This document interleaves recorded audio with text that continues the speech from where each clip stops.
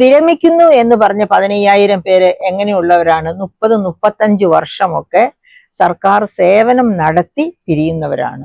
അപ്പോൾ അതിൽ വളരെ മാന്യമായ രീതിയിൽ കാര്യക്ഷമമായിട്ട് സേവനം നടത്തിയവർ കാണും, ചിലപ്പോ ശരാശരിക്കാർ കാണും, എല്ലാ തരക്കാരും കാണുമെന്ന് വെച്ചു. ഈ മാന്യമായ രീതിയിൽ സേവനം നടത്തിയവർ, കാര്യക്ഷമമായി സേവനം നടത്തിയവരാണ് ഗവൺമെന്റിനെ നിലനിർത്തിയത്. ഏത് ഗവൺമെന്റിനാണെങ്കിലും സംസ്ഥാനത്തെ നിലനിർത്തുന്നത്, അതിന്റെ ഖജനാവിന്റെ സംരക്ഷകരായിട്ടുള്ളത്.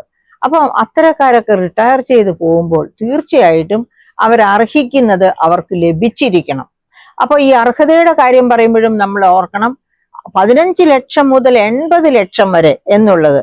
ഞങ്ങളൊക്കെ റിട്ടയർ ചെയ്യുന്ന സമയത്ത് 15 ലക്ഷത്തിലും താഴെയായിരുന്നു റിട്ടയർ ചെയ്യുന്ന ഒരാൾക്ക് ആകെ കിട്ടുമായിരുന്ന ആനുകൂല്യങ്ങൾ എല്ലാം തൂത്തുവാരി എടുക്കുന്നത് കിട്ടുമായിരുന്നത്.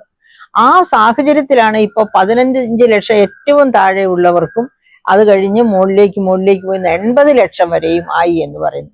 അപ്പൊ നമ്മുടെ ഈ ധനപ്രതിസന്ധി, ഇത്ര രൂക്ഷമായ ധനപ്രതിസന്ധിയിൽ ചവിട്ടി നിന്നുകൊണ്ട് നാം ആലോചിക്കണം, എന്തുകൊണ്ടാണ് ഈ ഒരു 10 വർഷം മുൻപ് റിട്ടയർ ചെയ്തവരും ഇപ്പോൾ റിട്ടയർ ചെയ്യുന്നവരും തമ്മിൽ ഈ ആനുകൂല്യങ്ങളുടെ കാര്യത്തിൽ ഇത്ര വലിയ അന്തരം വരുന്നത്? അതാണ് ശമ്പള പരിഷ്കരണം എന്ന മാജിക്ക് വടി കൊണ്ടുള്ള അടി സംസ്ഥാന ഖജനാവിന് കിട്ടുന്നത്. അതായത് യൂണിയനുകൾ ആവശ്യപ്പെടുന്നിടത്ത് അവരുടെ താല്പര്യം അനുസരിച്ചാണ് ശമ്പള പരിഷ്കരണം നടത്തുന്നത്. അതായത് പിന്നെ സെൻട്രൽ ഗവൺമെന്റ് കഴിഞ്ഞ ശമ്പള പരിഷ്കരണത്തിന്, അതായത് 10 വർഷത്തിൽ മാത്രം ശമ്പള പരിഷ്കരണം നടത്തുന്ന കേന്ദ്ര ഗവൺമെന്റ് കഴിഞ്ഞ ശമ്പള പരിഷ്കരണത്തിലെ 23% വർധനവ് കൊണ്ടുവന്നപ്പോൾ എല്ലാ 5 വർഷവും ശമ്പള പരിഷ്കരണം നടത്തുന്ന കേരള ഗവൺമെന്റ് 40% വരെ വർധനവ് നൽകിയ ജീവനക്കാരുണ്ട്. അപ്പൊ ഈ തരത്തില്, അതായത് ലക്കും ലഗാനും ഇല്ലാതെ എന്ന് നമുക്ക് പറയാം, ഈ പണമെല്ലാം ഇവര് ജോലി ചെയ്തതിന്റെ കൂലിയാണ് എന്ന് പറയുന്നത് ശരിയാണ്. പക്ഷേ അതിന് ഉള്ള കൂലി എവിടെ നിന്നാണ് സമാഹരിക്കുന്നത്? ജനങ്ങളിൽ നിന്നാണ് നികുതിയേതര വരുമാനമായി ഈ പണം മുഴുവനും ഖജനാവിൽ എത്തുന്നത്. അങ്ങനെ ഖജനാവിലേക്ക് എത്തുന്ന പണം എന്ന് പറയുന്നത് ഈ പ്രജകൾ അഥവാ പൗരന്മാർ വിയർപ്പൊഴുക്കിയതിന്റെ പണമാണ് പിന്നെ ഖജനാവിലേക്ക് എത്തുന്നത്.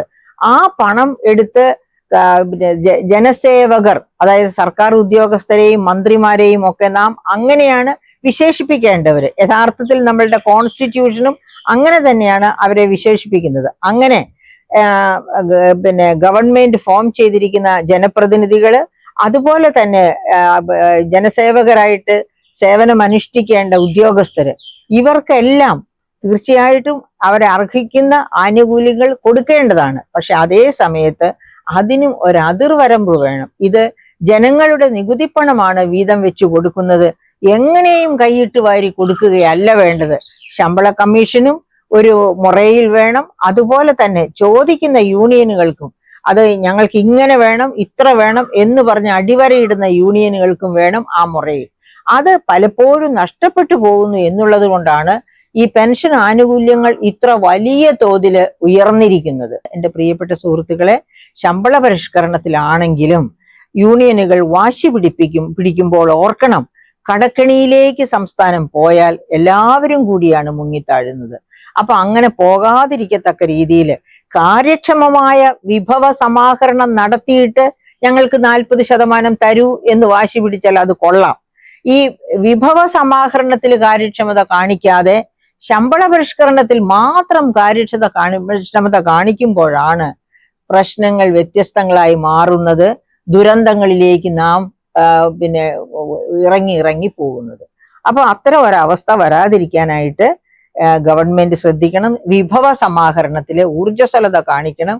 അതായത് നികുതി പിന്നെ ആണെങ്കിലും നികുതിയേതര വരുമാനമാണെങ്കിലും കുടിശ്ശിക വരാതെ ശ്രദ്ധിക്കണം. അതുപോലെ തന്നെ എല്ലാ ചെലവുകളിലും അതായത് ആവശ്യം നോക്കി മാത്രം ചെലവഴിക്കുക എന്ന കർശന നിലപാട് ഗവൺമെന്റ് എടുക്കണം.